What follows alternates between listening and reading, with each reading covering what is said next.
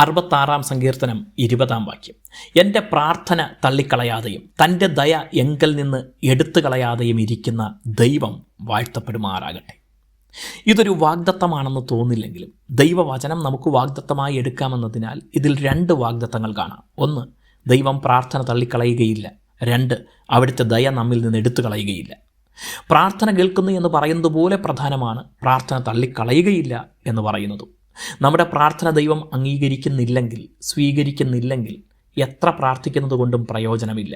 അതെല്ലാം സമയം പാഴാക്കുന്നതായി മാത്രം അനുഭവപ്പെടും. ദൈവം നമ്മുടെ പ്രാർത്ഥന തള്ളിക്കളയുകയില്ല എന്നതിന് എന്താണ് തെളിവ്? നമ്മെ ദൈവം തള്ളിക്കളഞ്ഞില്ല എന്നതാണ് ഏറ്റവും വലിയ തെളിവ്. അവിടുത്തെ പുത്രനിലൂടെ ദൈവം നമ്മെ സ്വീകരിച്ചു, പുത്രത്വം നമുക്കും നൽകി. ദൈവത്തിൻ്റെ മക്കളായി നമ്മെ ദത്തെടുത്തതിനാൽ നാം ദൈവപിതാവിനോട് പ്രാർത്ഥിക്കാൻ അർഹതയുള്ളവരായി. അതുതന്നെ ദൈവം നമ്മുടെ പ്രാർത്ഥന തള്ളിക്കളയുകയില്ല എന്നതിന് ന്യായമായ കാരണമാണ്.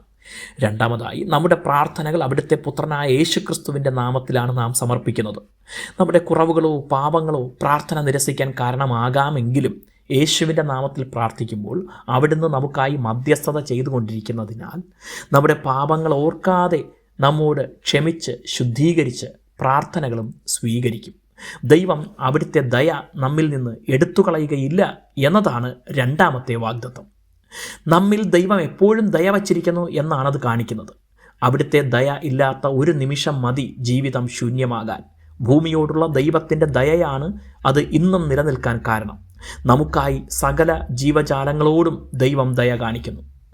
ദൈവത്തിൻ്റെ ഈ മഹാദയയ്ക്ക് പകരമാകാൻ നമുക്കൊന്നും തന്നെയില്ല. നമ്മുടെ ഒരു ഗുണവും നോക്കാതെ നിരന്തരം ദയ ചൊരിയുന്ന ആ ദൈവം വാഴ്ത്തപ്പെടട്ടെ എന്ന് നമുക്കും ദൈവത്തെ സ്തുതിക്കാം. ദൈവം നിങ്ങളെ അനുഗ്രഹിക്കട്ടെ.